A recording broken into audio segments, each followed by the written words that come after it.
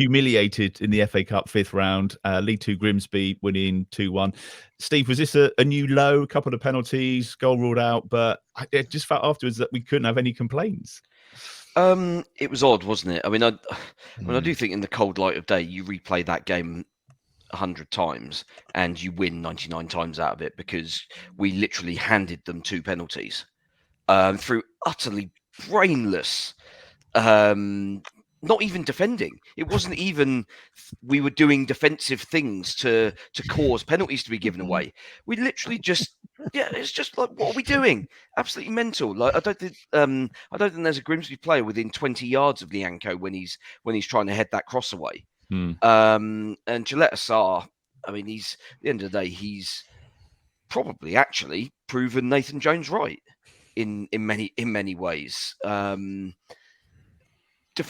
Just defend first. You don't need to get involved in being a prat and giving this League One referee a decision to make on his big day, where at the end of the day, you give him that opportunity, he's gonna take it with both hands. And I mean, the way their lad went down was absolutely pathetic, by the way.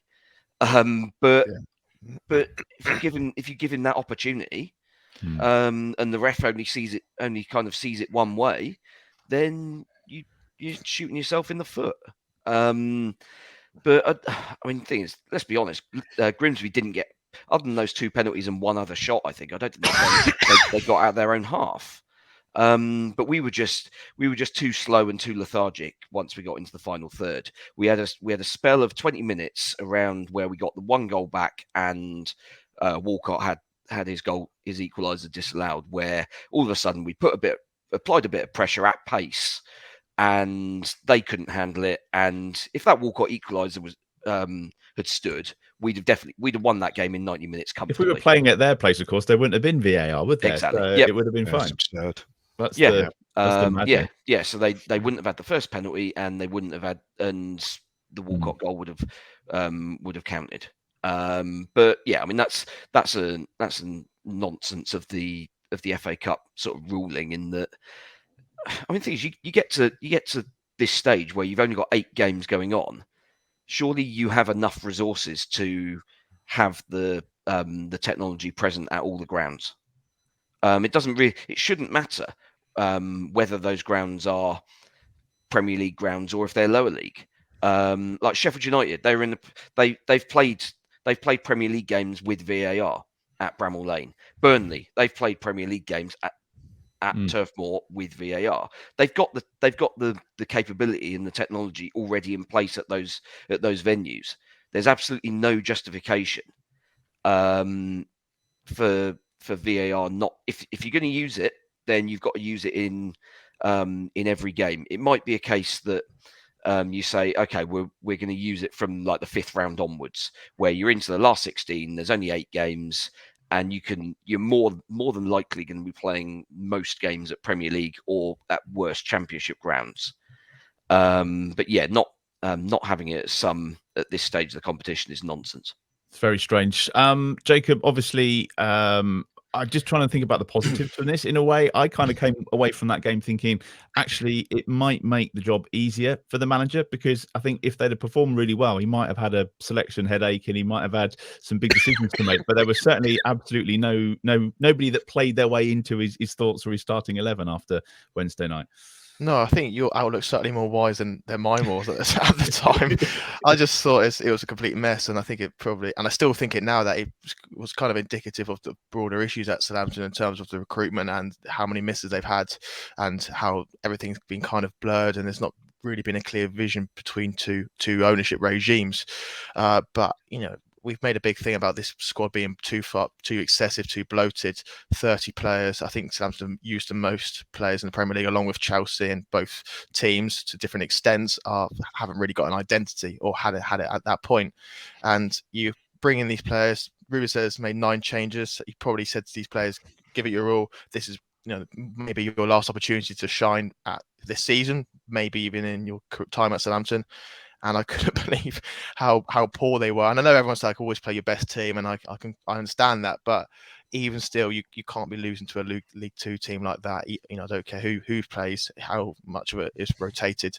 playing League Two and having such a lack of energy. I know they did in spurts, but overall there wasn't really any dynamism. I thought everything looked so fallible, really, and I think you'll see that was the last chance for a lot of those players, and now it's we'll see what happens in the summer with them. But yeah, overall disappointing, because I sense it was a really good opportunity for a good cup run, especially with the draw opening up as well.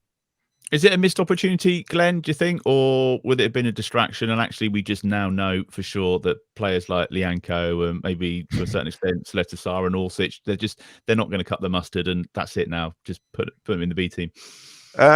It's a missed opportunity for the club. I was 7 years old when we last won a proper trophy. Now, I'm not saying we'd have gone on and won, but at the end of the day, we had a 5th round game against the team 16th in League Two. And it was pathetic for all the reasons that Steve and Jacob have said already. The whole game had an element of Mickey Mouse about it, down to the referee. Now, on both the penalty decisions, he gave the benefit of every doubt that there was about it to Grimsby, didn't he? And the first one, I'd love to know why it took 5 minutes. Oh, it was awful, wasn't it? For the VAR decision, because their winger clearly threw the ball down the line before he crossed it, before Lianco handballed it. The only theory I've got is perhaps that they didn't know the rules, because I think if the cross had been smashed into the net by a Grimsby player, it probably would have been disallowed because it was directly responsible for the goal. But because it ended in a penalty, maybe there's a grey area there. Maybe they didn't know the rules, because the handball by Lianco was absolutely clear. That's one view. He's obviously handled that, give a penalty. So I called that from about 120 yards away. Yeah, because you can tell by the way the ball kind of slows down. There's certain softness about the touch, isn't there, and the way it kind of drops down. So no problem with that being given for the handball, but why the winger's handball wasn't? And so the referees basically missed 2 handballs. So he was Mickey Mouse, and he couldn't wait to give the second penalty. And at the end of the day, Sletosar flicked him. But the way that scenario should have ended was the referee just saying, "Pack it in, lads. There's a yellow card each." But there you go. Lost the game.